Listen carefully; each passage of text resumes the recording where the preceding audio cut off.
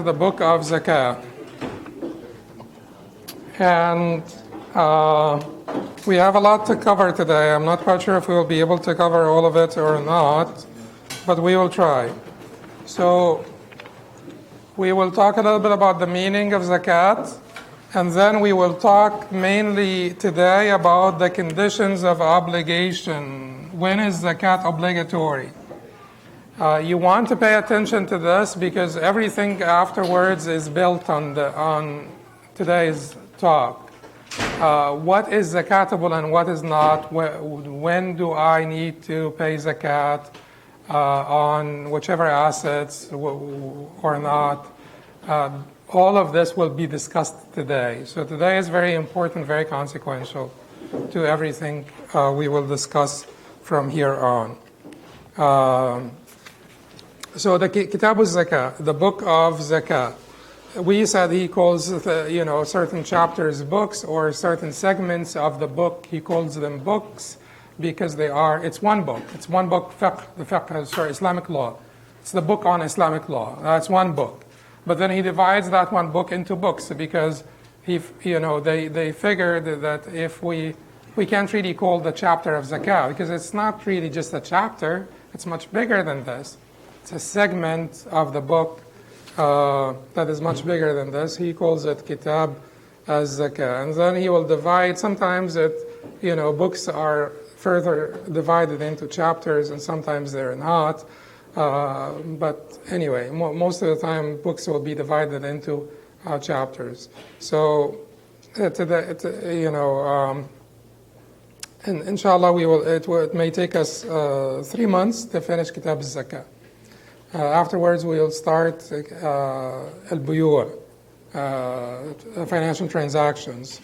Afterwards, inshallah, we will start the Fiqh of family.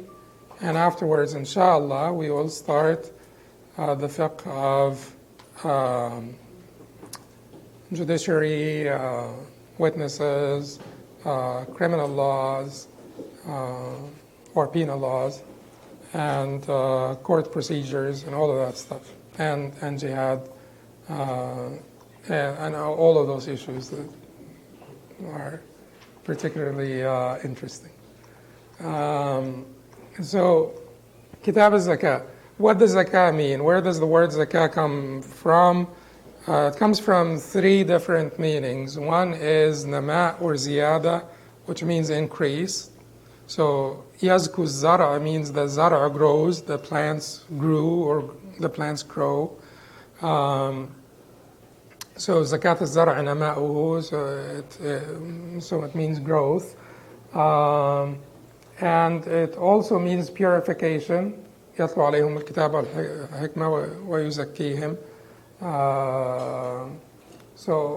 ويعلمهم الكتاب ويزكيهم ويعلمهم الكتاب والحكمة ويعلمهم الكتاب والحكمة ويزكيهم. So when Allah subhanahu wa ta'ala described the mission of the Prophet sallallahu alaihi wasallam, he said that he teaches us al-kitab wal-hikmah and he ويزكيهم. يتلو عليهم آياتنا ويعلمهم الكتاب والحكمة ويزكيهم. أو ويزكيهم sometimes ويعلمهم الكتاب والحكمة. يزكيهم sometimes comes first and then sometimes comes after teaching. So teaching is by teaching us about the book and the wisdom, which is the sunnah of the Prophet ﷺ, or the way of the Prophet ﷺ, and yuzakkihim means purifies them. So zakah here means purification. And it means purification and elevation. It's not just, قَدْ أَفْلَحَ مَنْ زَكَّاهَا does not only mean that you purify your soul, but it also means that you elevate your soul. Basically to realize all the virtues and to realize all excellence that is out there to be realized. So not only to purify, to remove flaws and ailments, but also to elevate and seek all the virtues and all the excellence out there. So the third meaning is praise. Zakah means praise. When you tuzakki someone, when you give khitab tazkiyah, it's called reference letter. Reference letter is called what? Khitab tazkiyah. It's a recommendation letter, reference letter. It's called khitab tazkiyah. So you're giving tazkiyah to someone. So it comes from praise as well. Therefore, there is really no word that you could find that will be sort of that will convey all of those meanings into one word in a different language. It will be extremely hard to convey all of those meanings, because keep in mind, this is not made up. Actually, the word zakat did have all of those inferences just from the root of this word, the linguistic root of the word. It did have all of those inferences. So increase, purification, increase, elevation, purification, and praise. So increase it because it increases the money of the poor, and it also increases the money of the donor, not only the recipient, because the donor will have his money blessed, and that is true increase of the money. That is not metaphorical. That is true increase of the money. وَمَا أَنفَقْتُم مِّن شَيْءٍ فَهُوَ يُخْلِفُهُ. So whatever it is that you spend, Allah subhanahu wa ta'ala will make you up for it. So the money will truly increase, as the Prophet ﷺ also promised in a hadith that is reported in Muslim Imam Ahmad, that no one will give charity except that will bring about increase to his money. So increase is one of the meanings of zakat. It is not only increase of the money of the poor, or the recipient, but it is also the money of the donor, through blessings and through Allah subhanahu wa ta'ala compensating us for this zakat by giving us more profit. And then it is about purification, because it purifies our hearts, purifies our money. Money is usually tainted, particularly nowadays. Whose money nowadays is completely pure? So money is usually tainted. And the zakat purifies the money from the impurities. Even if you work, even if you are teaching Islamic studies at the university of whatever, or Ibn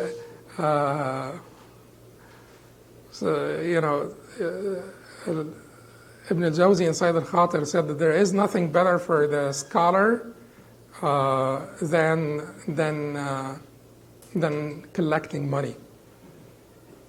There is nothing better that a scholar would ever do than collecting money. Because if he collects money, he will be self-sufficient and not need anyone. And then he gave examples. He gave examples of some people. He mentioned the Zuhri, and how his relationship with Abd al-Malik was because Zuhri needed stipends from the Khalifa and so on. And he contrasted this with people like Sufyan al-Thawri and Ahmad ibn Hanbal. People like Ahmad ibn Hanbal and who else did he give an example of? People like Ahmad ibn Hanbal who did not need money, period. And he said that most of the people are not like this. Most of the people will need money. So you will either get the money from the Salatin and so on, like Zuhri did, or you'll be like Abdullah ibn Mubarak or Sa'id ibn al-Musayyib, and in fact Abu Hanifa as well, who were wealthy themselves, and they did not need anybody's money, even the Khalifa's money. I'm not quite sure that the parables are fair to Zuhri, but anyway, this is what Ibn al-Jawzi expressed in Sayyid al-Khatir. What he's trying to do is, even the money that comes to you from Bayt al-Mal, how could it get any purer than this? This is money coming to you from Bayt al-Mal for teaching Quran and teaching Islamic studies. He's saying that this is tainted because it will be a minnah, there will be a minnah on you, or a favor on you by the dispenser of the money. Whoever dispenses this money to you, the Khalifa or the Wali or this, and this may have an impact on you as a scholar. So he's trying to say, if whenever you can find money, halal money. Get it. Sufyan al-Thawri is the one who used to say, لولا هذه الدنانير لتمندل بنا الملوك. Had it not been for these dananir, for this money, the muluk, the kings would have used this as like tissue paper, or whatever. So money is tainted, and money needs to be purified, and the zakat purifies your money, and the zakat purifies your money. And also the zakat purifies your heart from stinginess and miserliness, and that the zakat purifies the heart of the recipient from hiqd and ghil and hate and envy and all of those feelings. So just by giving the zakat, you purified your money, you purified your heart from stinginess and miserliness, and Sadaqa as well. And you purified the heart of the poor people that live in your neighborhood from envy and hate, because you have shared your assets with them. And then they'll be actually praying for you to have more, right? Because the more you have, the more you give. And the more the better, the more well off you are, the better off they'll be. So that is why it is purifying. And finally, the concept of praise is there, because you will be praised by the poor, you will be praised by the society, and most importantly, you will deserve praise by Allah and the angels.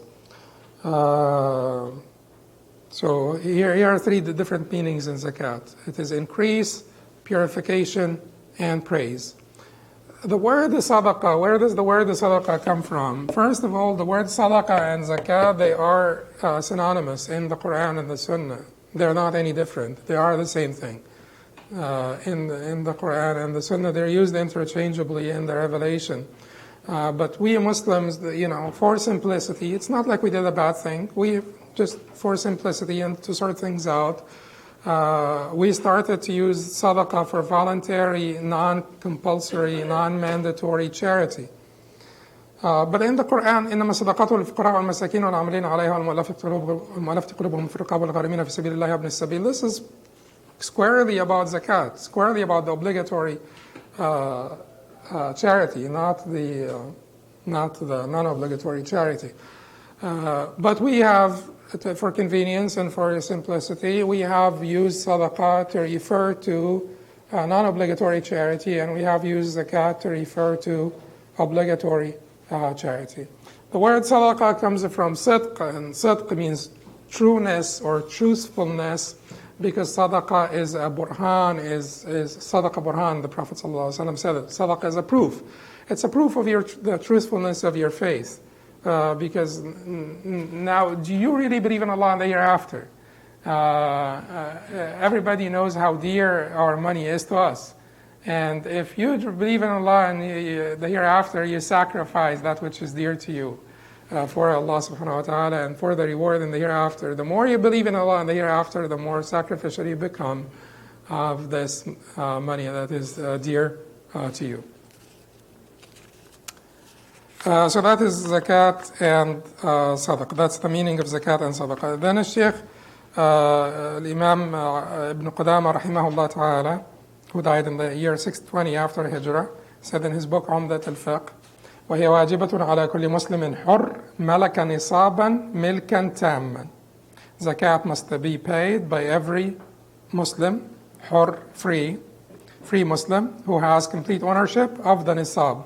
Nisab, remember certain words, because we cannot be repeating them or translating them. They're just good as they are in Arabic. Nisab means the zakat threshold. Nisab means the zakatable minimum. The minimum after which the money becomes zakatable.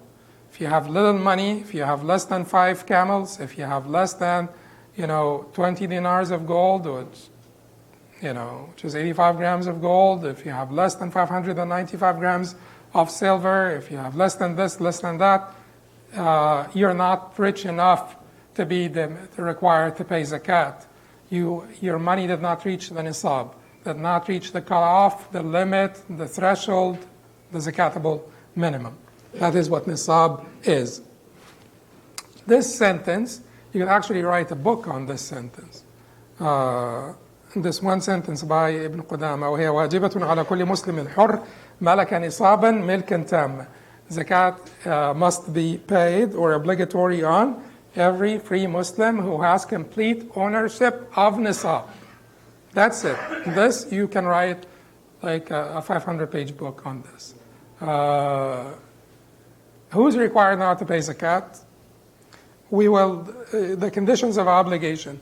Some of the conditions of obligation pertain to the person who is being addressed, mukhatab biha, the person who is being made liable or being addressed by the obligation of zakah, al-mukhatab biha.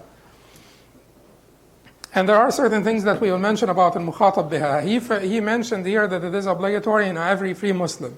Certainly, someone who is not free would not be required to give zakat because they don't own anything. Even if they own, their ownership is weak. And even if they own, they are not required to sort of extend kindness to others because others are required to extend kindness to them and free them before they are, they're not required to extend kindness to others through their money. Certainly, they're required to be kind to people, but not through their money because of their weak ownership and because others are required to actually contribute to their emancipation. So that is why it's not obligatory on anyone who's not hur. Alhamdulillah that we're done with this. Then the one other condition that he mentioned here is being Muslim. Being Muslim, zakat is not obligatory on non-Muslims. Certainly you don't take zakat from them. Well, Banu Taghlib did not want to pay jizya, did not want to pay the so-called poll taxes to Umar ibn al-Khattab, and Umar ibn al-Khattab called it zakah for them, doubled up the zakah and collected it from Banu Taghlib, which were Christians, Arab Christians, and told them, pay zakat then, it's fine. They said, we will only pay zakat, we will not pay jizya. So Umar ibn Khattab did not make a big deal out of it, and he called it zakat, and that's fine. If that makes you comfortable, that we're fine with this. Yeah. No, it's not particularly more expensive. It's the same amount that he collected from other people. He just called it zakat, and instead of calling it jizya. But that does not mean that zakat is obligatory on non-Muslims. Zakat is obligatory on Muslims. Keep in mind here that usually he says Muslim baligh aqil. Usually, in every chapter, when he starts to talk about the conditions of obligation, shurut al-wujub, he always talks about Muslim baligh aqil. He always talks about being Muslim, being sane, and being adult. Baligh. Baligh means post-pubertal. Baligh means post-pubertal. Puberty itself has a different meaning in Islam than it does in medicine or in the language. But anyway, for ease and simplicity, we'll call it post-pubertal. Adults. Adults in Islam are those who are past puberty. But the definition of puberty is something else that we'll discuss at some other time. But here he did not mention baligh and aqil. Here he did not mention baligh and aqil. And why did he not mention baligh and aqil? Because in the Hanbali madhab, and according to the majority, you do not need to be baligh aqil for zakat to be obligatory on you. And that's also that's also the position of the Malikis and Shafi'is. The Hanafis said no, you actually need to be. Zakat will not be obligatory on children and will not be obligatory on insane individuals because they are not mukhatabin bi'ayyi shay aslan. They are not being addressed by anything. The Maliki, Shafi'is, and Hanbalis said to the Hanafis, we have two arguments against you. One, the Prophet ﷺ said, اتجروا في أموال اليتامى وابتغوا في أموال اليتامى لا تأكلها الصدقة or لا تأكلها الزكاة, which means invest the money of the orphans, let the zakah not devour it or finish it or deplete it. Let the zakah not deplete it, which means that, unless you invest it, if you leave it there, the zakah will deplete it, meaning zakah is binding in the money of the orphans and the money. This was reported by Tabarani and al-Awsat from Anas, but it is very controversial. The hadith is very controversial. Honesty is a good thing. So we have to admit the hadith is very controversial. So the Hanafis could always go back, and keep in mind that Abu Hanifa particularly was conservative in his use of a hadith, not because he was against the Sunnah, rahimahullah ta'ala, hasha, but because he just wanted to verify them, because there were a lot, made up a hadith during his time in Kufa, and he wanted to be more sort of like verifying in accepting of a hadith, more reserved and conservative in accepting of a hadith, so that he does not get sort of like fooled by the liars, fabricators of a hadith around him in Kufa. The reason why Imam Malik in Medina was more sort of open to reports, singular reports and so on, is because in Medina there was an abundance of Sahaba and the chain of Sahaba. The spread of fabrication was, fabrication was not that, prevalent in Medina as it was in Kufa. But again, at the same time, it does not mean that Malikis and Ahl al-Hadith did not act upon weak hadith, where Imam Abu Hanifa was saved by his conservatism. Sometimes his conservatism saved him from acting on weak hadith. But anyway, it was not about the authority of the Sunnah or the authority of the Prophet ﷺ. This was not a matter of or subject of discussion or doubt or debate between any Sunni Muslim scholars. So Imam Abu Hanifa can say this hadith is not an authentic hadith. I'm not bound by it. I will go back to my what? Principles, ongoing principles. The ongoing principles here are against you. The ongoing principles is that no one is addressed by commands or prohibitions or obligations until they reach majority, adulthood, and until they are sane to comprehend. And then those poor little kids, they actually need our help. They need the help of the society. They are not addressed by muwasa. They are not addressed by reaching out and sort of like extending kindness to other people. Kindness should be extended to them. They're little, and even if you invest the money for them, invest it and keep it for them. And don't spend from it on others. But then the Malikis, Shafi'is, and Hanbalis would come back and say to Imam Abu Hanifa, but you said that crops, you said that the zakat will be obligatory in crops even if those crops belong to a child or someone who's not mukallaf, not liable and responsible in the Sharia. He said, he would say, yes, I did say this because I felt that the Quran made this right, وَآتُوا حَقَّهُ يَوْمَ حَصَادِهِ. Allah subhanahu wa ta'ala said, and give the right incumbent or binding in it on the day of its harvest. So Allah subhanahu wa ta'ala said that this right is binding in the crops. So this has to be removed. This is the right of Allah subhanahu wa ta'ala, or the right of the sort of this community, the poor in the community, has to be removed from the crops before anyone can acquire those crops or possess them.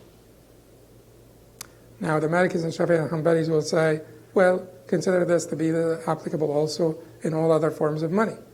The zakah is binding in the money itself. It is not binding on the person. It's binding in the money. Anyway, that's basically the discourse between them. Whatever it is that you feel. In the madhab, in the Hanbali madhab, zakat is binding in the money, not on the person, in the money. So whether this person is sane, insane, adult, minor, zakat will be taken from these assets when these assets reach the nisab. Even if this money is waqf, we will still take the zakat. If the waqf is basically for the benefit of a particular person. So let us say the zakat is, here's the concept of muayyan, the particular person. So if so some people used to do this. Before they died, they make a waqf and they say that the profit of this waqf, the riya or the profit of this waqf, will be used for the sustenance of my kids and their kids, my descendants. This building, this piece of land, whatever rent or whatever crops or whatever will be used for them. So in this way, it is waqf, but it is not really waqf for the sake of Allah subhanahu wa ta'ala. It's waqf for your own kids, or it is waqf for a particular individual. If I say this is waqf for the poor, or I say this is waqf for the masjid, or I say this is waqf for this orphanage, then in this case, Hanafis, Shafis, and Hanbalis, all of them will say this money will not be zakatable. The Malikis will still say it's zakatable. But the vast majority will say it is not zakatable. Because the whole money is for Allah subhanahu wa ta'ala. The whole money is for Allah subhanahu wa ta'ala. But if I say this waqf is for my kids, or this waqf is for the benefit of Hassan, then in the Hanafi madhab they'll still say, since there is no complete ownership, tamam al-milk, no complete ownership, Hassan does not have the ability to dispense of this waqf. Hassan does not have the ability to sell this waqf, even though Hassan will will benefit from this waqf, make profit from this waqf, and it will be spent on Hassan, but Hassan has no ability to sell this waqf, therefore this is not zakatable. But the Hanbalis and the Shafi'is and Malikis, they will say that this would be a loophole, because you make a waqf and you make the profit of this waqf go to your kids. This was the loophole to basically evade zakat. We will plug it. We will not allow this loophole to be made. But in general, this it has to be a particular person that is benefiting from this money. And in the madhab, even if it is a waqf and a particular person is benefiting from it, it will still be zakatable. This means what? It means that there is no zakat on public funds and the treasury of a Muslim state. There is no zakat. So people who are counting on the zakat of oil, when we come to it, they want the Gulf countries to share this. I'm afraid I'll disappoint you. It would have been zakatable if these were private companies. If the oil was owned by private companies, when you privatize the companies, and this well now, the well is owned by a private company and they extract the oil, then it will be zakatable. Hanbali-wise, it is zakatable. The others would not consider it zakatable because it's not impressionable according to the Hanafis, and it's not gold and silver according to the others. But it would be zakatable if it is owned by a private entity. But it is not zakatable if it is owned by treasury. Okay, so al-mukhatab biha, the person who is being addressed by it,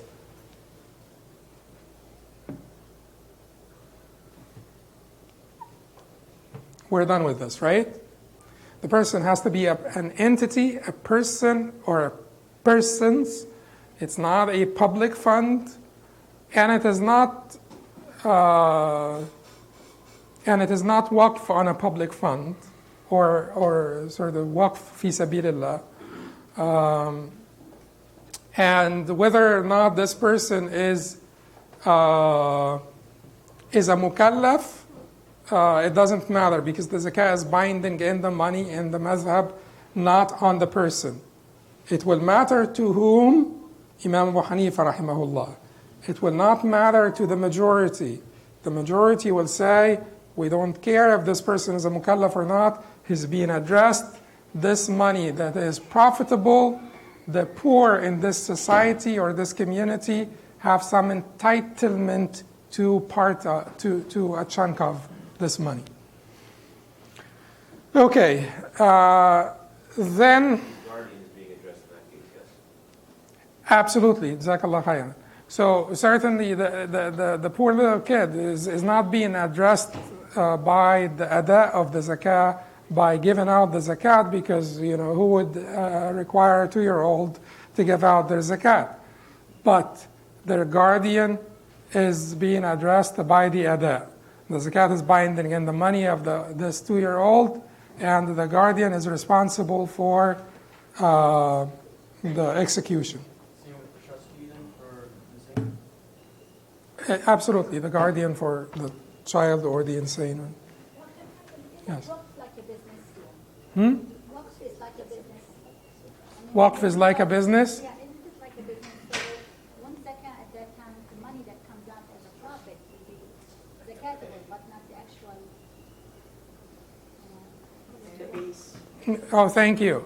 Okay, so Waqf itself, Waqf itself. Let us say the Waqf is a land. The zakat comes out from the actual crops in this case, because the crops are not mawquf. But if the Waqf is, let us say, livestock, the zakat does not come out from this livestock. The zakat comes out from something else, from outside of this. So if I make a waqf of 40 sheep, there will be one sheep binding here on the 40 sheep. It will be on different sheep, not coming out from the actual mawquf sheep. Yeah. But when it comes to crops, it will be from the same crops, because it's a percentage of the crops, like a portion of the crops that will be zakatable. Okay, so malaka nisaban milkan tamman. The second point here, malaka nisaban, and we will come to the nisab at the end, or maybe next time we will come to the nisab, the zakat threshold, the zakatable minimum, the cutoff. But the concept of milkan tamman, and you will find some discussion in your books about the complete ownership. That concept of milk tam, what do they mean by complete ownership? It is money that you have complete, basically, ownership of, that is irrevocable, and that is also not legal ownership, not milk raqaba only, but milk yad, which means that you do have possession of this money. You do have possession of this money. You have control over this money. You can take this money now and invest it, or take this property or this asset and sell it. You have the ability to dispose of it. And if you do have that complete control, then this money is zakatable. This is very consequential, enormously consequential. Now, it seems that in the Hanbali madhab there is this agreement here, and it will look like we will basically side with the minority here. Because the position, there are many exceptions in the Hanbali madhab to this total ownership or complete ownership that are really not consistent with the principle. Certainly the scholars who adopted this position will be able to justify it. And if they had a debate with me in front of you, they'll certainly beat me. And but at the end of the day, we were looking at different. We will have to basically go by.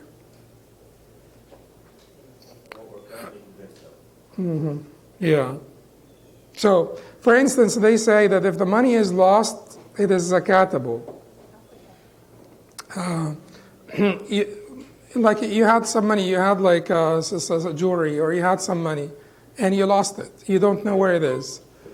If the money was wrongfully seized, maghsoob, it is still zakatable. That is where this agreement happens, and that is where that concept of tamam al-milk. Tamam al-milk means that I have complete ownership, I acquire the money, I possess the money, I can dispose of the money, I have the ability to invest it. That's what is meant. Because nama, which is growth or profitability is one condition for the money to be zakatable. So, but the Hanbalis said, if this is money that was wrongfully seized or money that was lost, it is zakatable. Shafi'is also said the same thing, by the way, but they said it would only be it is zakatable, binding in the money, but you are only required to execute that when you collect the money after retrieval. Then you will pay the zakat for all of the years. So you buried a treasure somewhere and you forgot where it was. And then for 16, 17 years, you've been scratching your head, and all of a sudden you're praying, and then the shaitan comes to you and reminds you of where it is. So you run to your treasure, you make quick taslims, and you run to your treasure and unearth it. Then the Shafi'is and Hanbalis will tell you, you pay zakat now for the 16 years. After you find it? After you find it, yes. Okay. Yeah, after you find it. You'll pay the zakat for the 16 to 17 years. And the Malikis will tell you pay zakat only for 1 year. The Hanafis will tell you don't pay zakat. They're kind, right? As to profitability. But keep in mind that there is a position in the Hanbali madhab that is in agreement with the Hanafis. And that is the position that was chosen by Ibn Taymiyyah, rahimahullah. So Ibn Taymiyyah chose the position, the Hanafi position here, which is still a position within the Hanbali madhab, because within each madhab there are always controversies. So that is the chosen position. In fact, I can't deny that this looks much stronger. You know, like if we're saying that profitability and we're complete ownership, that's some money that I lost, or money that was wrongfully seized. You come and take my money, and then I keep on begging you to give me the money back or return the money to me and so on. And then after 15 years, I collect the money, you know. The judge, this different judge, or your Allah softens your heart, and you give me the money back. I'm now responsible to pay the zakat for the last 14 years.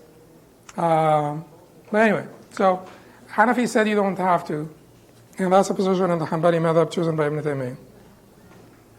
So that's the idea of tamam al-milk, and I want to give you like a little bit of an idea about tamam al-milk, but we will come back and discuss it a little bit more when we talk about the zakat of debts, because we'll discuss the issue of tamam al-milk. Like if someone owes you money, it is your money, but you don't have control of it. That is a discussion. Zakat of debts will be a chapter by itself, so we will not go over it now. But it is also pertinent to the concept of tamam al-debt, tamam al-milk. Also, for instance, you know, al-ujur al-maqbuda salafan, for instance. If I give you in advance the rent of your building or the rent of your apartment for 3 years, or I hire you, but I give you your wages in advance. I hire you for 3 years. I hire you for 2 months, or I hire you for 3 years. I give you your wages in advance, or I give you the rent of your building in advance for 3 years. Am I, like, whoever collected that rent or the wages now, responsible to pay the zakat now? Hanbali-wise, yes, you're responsible. And that's another exception where, you know, this money, now I possess it. So it's not an issue of possession now, because I possess it. You gave it to me. even if I don't possess it, the Hanbalis will say from the time of the contract, you have become an owner of this money and you are required to pay the zakat of this money. But now if I possess it, I will have to actually pay it, actually execute this if I possess it. But if you come back after less than 1 year and the contract is revoked for some reason, or whatever contract is revoked, and I will have to give you the rest of your money back for the time that the usufruct was not delivered or the service was not delivered. Hanbalis will say, well, more sorry, but it's your loss. So you had to pay the zakat on the entire amount of money for every year. Now the Malikis and Shafi'is, they will have, the Hanafis did not address this, but the Malikis and Shafi'is, they will say, well, after 1 year, you become deserving. Let's say I hired you, I gave $600. I told you I'll give you $600 for a service to be delivered over the next 3 years. After 1 year, I became deserving of how much? 200, right? So they'll tell you, after 1 year, pay the zakat of 200 only, because that's what you're deserving of, which is called istiqrar al-mulk, which is basically istiqrar here, establishment of the ownership. My ownership over this money became now established. You can't revoke this. You can't take this money back from me. So it is established. So they'll say pay the zakat for the 200 years now, and then after 2 years, if I still have the money, I did not spend it, pay zakat on 400. After 3 years, now you could start to pay the zakat on the 600, because now your ownership of the 600 is established, cannot be revoked. Is that clear? So one other example that we can mention here, which may be pertinent, is retirement plans, for instance. Retirement plans. Retirement plans, they either give you access to your money or they don't give you access to your money. If they don't give you access to your money, if it is a locked-in retirement account, LIRA, locked-in retirement account is called LIRA. If it is a locked-in retirement account and you have no access to this money, is it zakatable? No, it's not zakatable. There is a caveat, though. There is a little bit of an exception that we'll come back to. But it's not zakatable.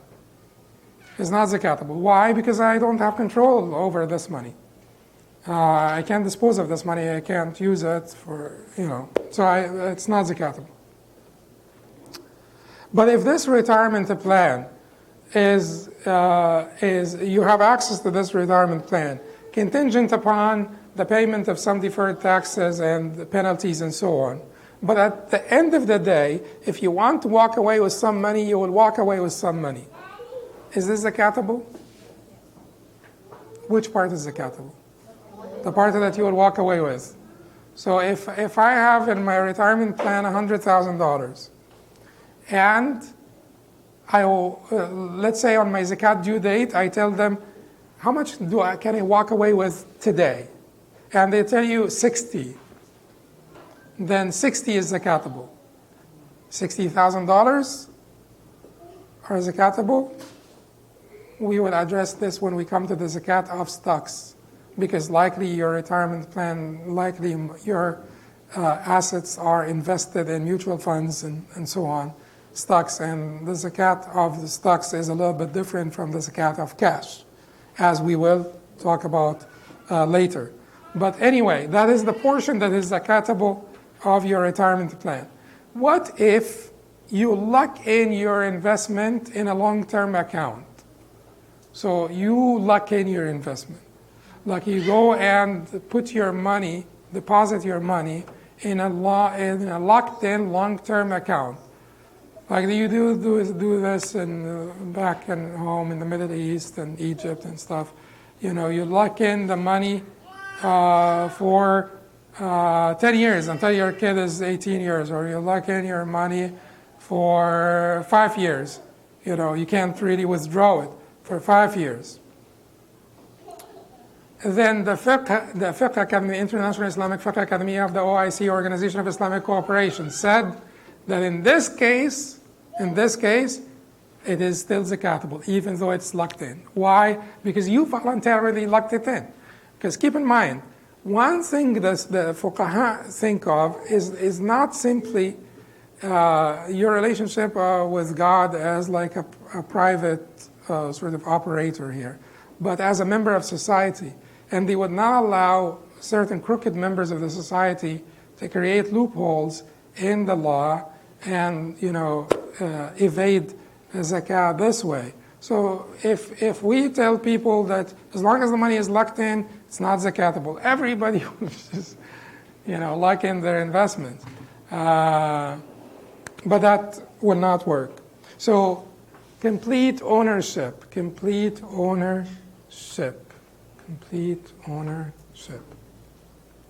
So what does it mean? It means that, but we will discuss this later. We will not discuss this in detail now because we'll just have to keep more for some for later. A woman who takes a woman who gets a dowry designated, and whether she takes the money or not. One of the exceptions of the Hanbalis here is that they say it's zakatable from the time of the contract. But now this dowry, before the consummation of marriage, is part of it revocable or not? Half of it is revocable. Because if the marriage is not consummated, she will return half of the dowry. Is this complete ownership established mustaqir? It isn't really established complete ownership because half of it is revocable. She may actually need to pay it back. But they'll tell you that she will, according to the stronger position in the madhab, which may not be ultimately stronger in sort of Islam, but according to the stronger position in the madhab, they'll tell you that she will have to pay zakat on this money from the time of the contract. No, we're not talking about I said we will defer. I know that the dowry will be interesting, but we will defer it because we will have a whole day for debts and dowry and all of that stuff. So an entire chapter for this. I'm just giving examples of the idea of tamam al-milk. So things of that nature. That I have no complete ownership of. Let us say I give you one of the examples, but we'll talk about it in depth. But just to give us an idea of what this talk is about, this idea of complete ownership is about. So I give you an advance payment for a product, and I did not get that product yet. Who's responsible for this money to pay the zakat on? I give you advance payment for a product that you will give me. Advance payment here means salam, bay' as-salam, which is I give you the money all up front, and then you deliver the product to me, a certain product, quantifiable, measurable, definable, etc. Then you give me the money at a particular time. Who's responsible for this money now that you have? You could say that I am responsible, you are responsible because you have the money now. And the contract is done. So you received your your share of this contract, the portion of the contract that is owed to you. You received it, you're responsible from now, and that's the position here. Who is responsible for that product that I did not receive yet?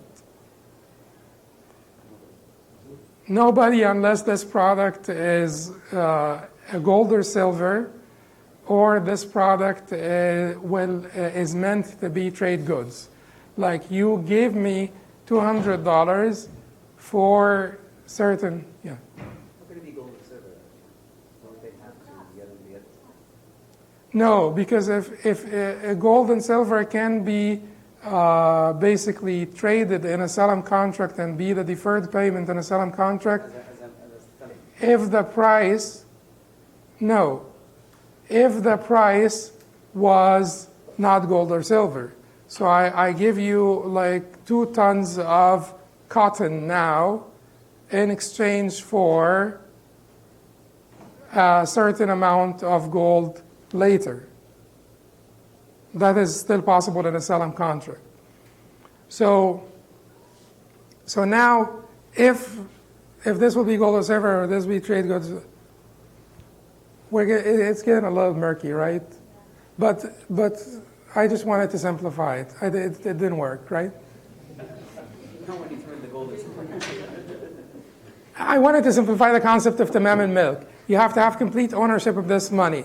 It will not be revocable. It is your own money. So I'm giving you examples, and I'm actually telling you that the Hanbalis actually went against that principle in most of these examples, and they made the zakat binding in this money. But there are different positions within the madhab, and there is disagreement in fiqh in general. But that's what they talk about when they talk about tamam al-milk. I have to have complete ownership, and I have to have position, and it should not be revocable. I have complete ownership. I deserve this money. I have possession of the money, qabat, the money, and it should not be revocable. So, if one of these things is missing, then that will be a problem. Some people will be consistent all the way and say, if anyone is missing at any time, this is not zakatable. And some people will have exceptions. And those who will have exceptions will try to come back and justify why we had the exceptions. Because this will create this loophole, because this will do this, so that they will come back and justify it. But this is the concept of tamam al-milk. How does it apply to us? It applies to us in the case of retirement plan, locked-in retirement account, locked-in long-term investments, and any money that is not completely ours and not revocable.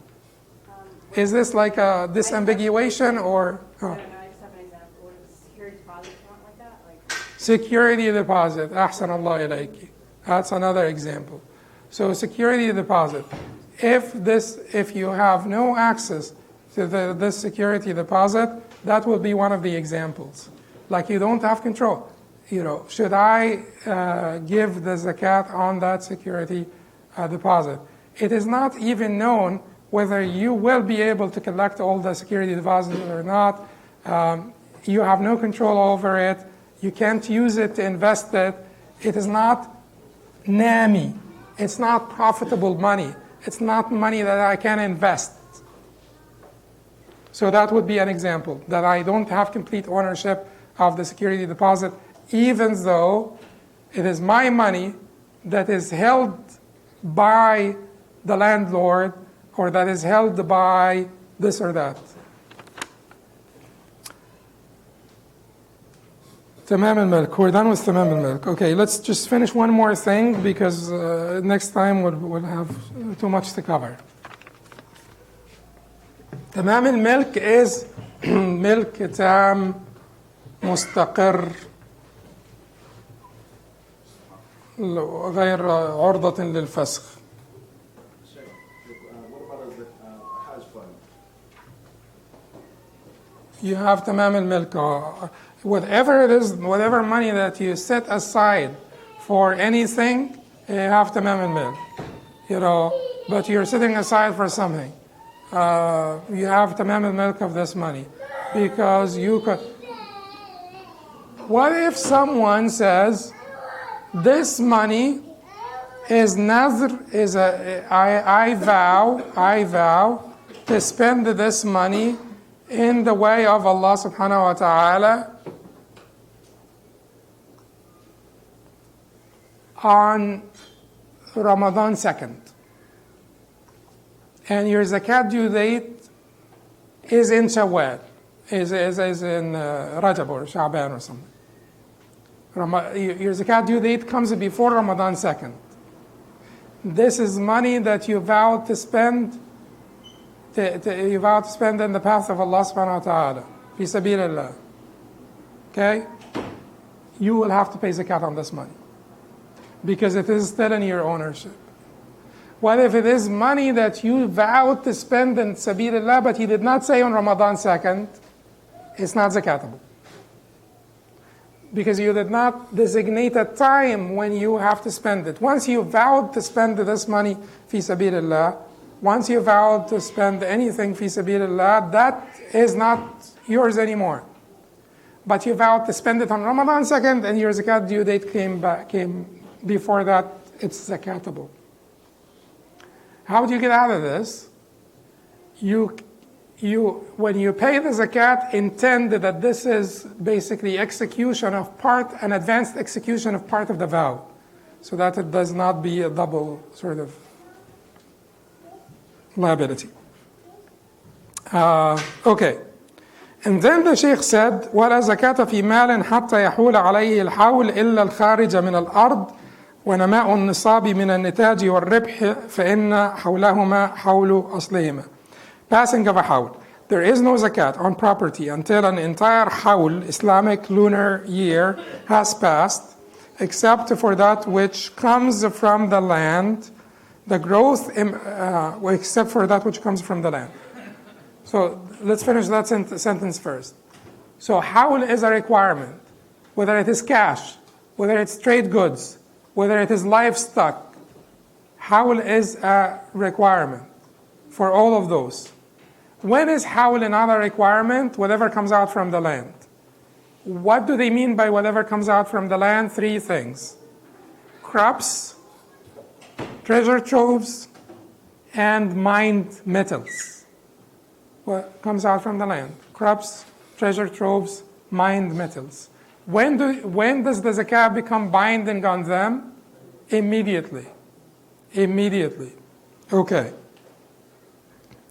Then he addressed a different issue. What about profit? وَنَمَاءُ النِّصَابِ مِنَ النِّتَاجِ وَالرِّبْحِ فَإِنَّ حَوْلَهُمَا حَوْلُ أَصْلِهِمَا. So the other exception, we said that what comes out from the land, you don't wait one hawl immediately. The other exception is the profit that emanated from the growth emanating from capital through birth, as with livestock, or profit. The hawl of those is that of their origin. Now, so this is a matter of disagreement between the scholars. There are certain things, and whenever you study fiqh, particular comparative fiqh, what you need to do, whenever you study comparative fiqh, what you need to do is understand that there will always be on the two extremes points of the agreement. Get this down first, the points of agreement on the two ends of the spectrum. So money, or I usually give this I'll give you it will be applicable here also, but water that has been water whose criteria have been changed by a najasa or filth is najis according to all of them. The water of rain and water that's found in nature unchanged, unqualified, mutlaq, unqualified by anything, is pure according to all of them. And then you work through your way to the middle and and then try to understand the controversies in the middle. Here, when it comes to the profit that you will make during the year, your zakat due date is on Ramadan 2nd every year. Ramadan 2nd every year. So here is, why do I have to say Ramadan 2nd? Why can't it be Ramadan 1st to be easier? So here is Ramadan, Shawwal, and Dhul Qa'dah, and Dhul Hijjah. Let's say 12, 11, 10, 9.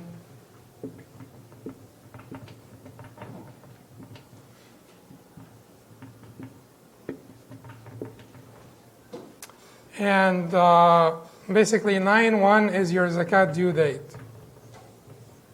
9/1 is your zakat due date every year. All of them said, if you have from 9/1, you had cattle here, you had trade goods here, and cash, and by trade, through trade, this capital here, this capital that you started out with on Ramadan first, made profit. Then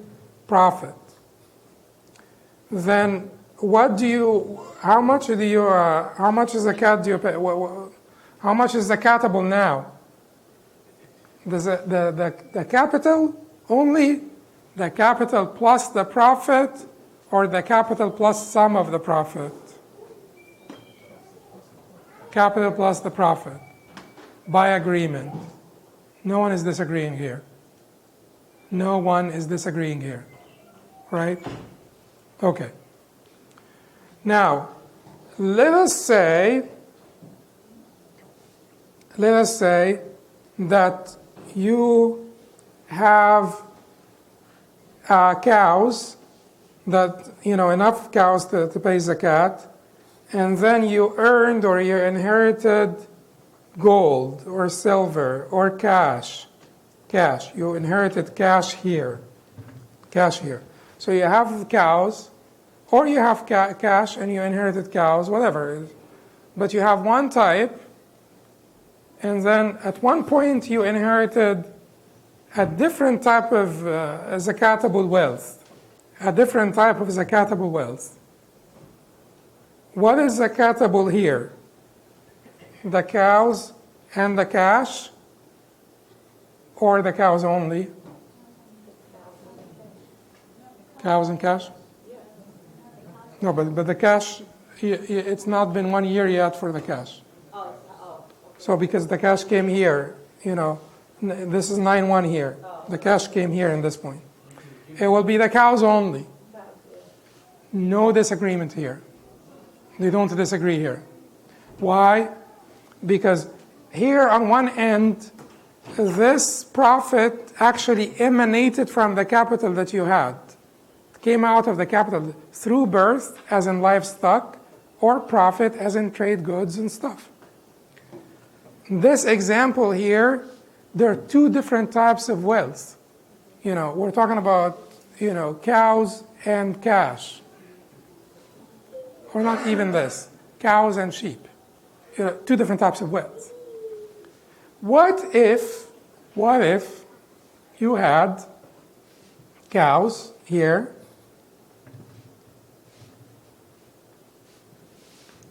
and here someone gifted you, or you earned or bought or whatever happened, more cows.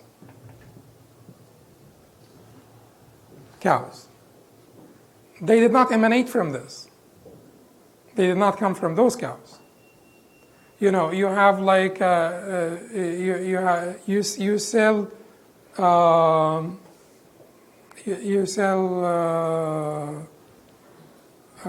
electronics, and then all of a sudden you got a lot of other trade goods, clothing, whatever. Here, all the cows are zakatable here, or only the cows that you started out with are zakatable? No, I think all of them. Why? Because you had the original, now you're adding. Isn't the point here that Because it is okay. the year, you don't have it for the whole Oh, thank you for disagreeing, because the scholars disagreed. So, actually, Imam Abu Hanifa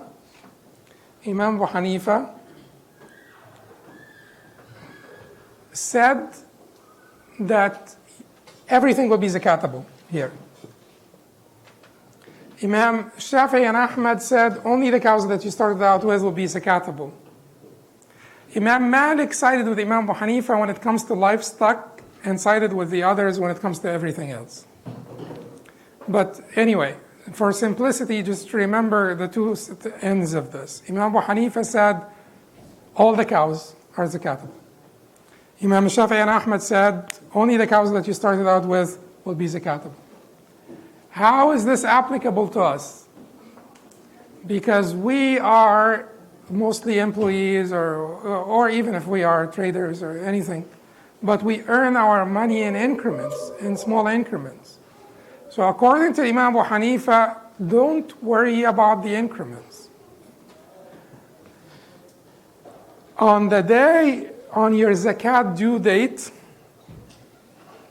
just inventory everything that you have, except in this rare case of having one type of money and earning a different type of money completely in the middle of the year, then you will start a new year for that completely different type of money.